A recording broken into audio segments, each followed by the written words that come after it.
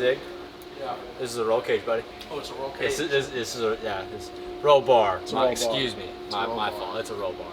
But this piece of high-tech machine is a roll bar. We got Zach's Penix truck in the shop, a gentleman out of Texas. We are putting a roll bar in it so he can go do some racing and have a little bit more safety, but still keep it all street truck, less bars, less cutting up, all around. It'll just be a more comfortable drive while still being able to have a little bit of extra safety.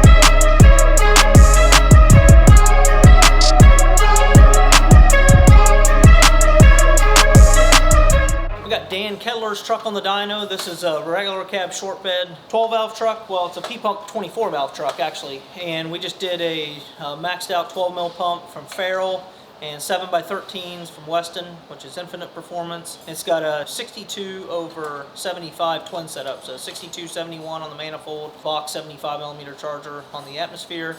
And we did a base pull at, what, 27 degrees of timing, I think? 24 degrees of timing. And it did 757 horsepower. Gavin's pulling the timing cover off. We're going to bump the timing up to 27 degrees, add 3 degrees, and see what it makes. We're hoping to get 800 horsepower out of it. But stay tuned, and we can follow along with Gavin as he changes some timing. So this was the 757 horsepower run, and you can see it made peak power at 2,900 RPM. With the 12 valve being dynamic timing or static timing, it doesn't advance. And so adding 3 degrees, generally we see the power curve increase. So as you increase timing, you generally increase peak power, but your power curve will go further up in the RPM band. And what you gain up top, you lose a little bit down low. On a common rail, we can go on the computer and have low timing here and high timing here, increased timing with piston speed. On a 12 valve, it's fixed timing all the time. So you want to try to find your peak timing for the RPM window that you want to run.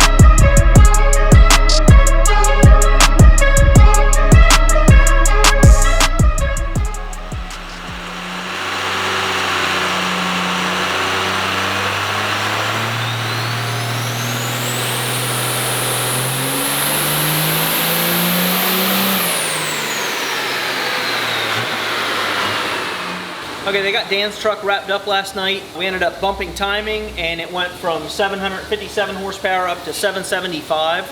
And you can see it also moved the peak RPM up about 100 RPM. So after they adjusted timing and picked up this power, they decided to add fuel quantity. So they slid the plate, and they started at 360 cc's for both of those runs.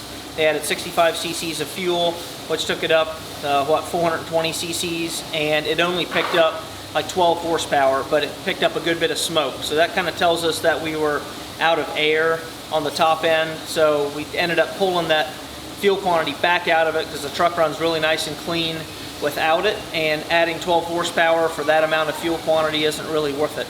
So that should get this thing down the road. The customer's delighted to come pick it up. I think he's gonna have a lot of fun, being it's a regular cab short bed truck. It doesn't weigh that much. 775 horsepower is a ton of fun on the street.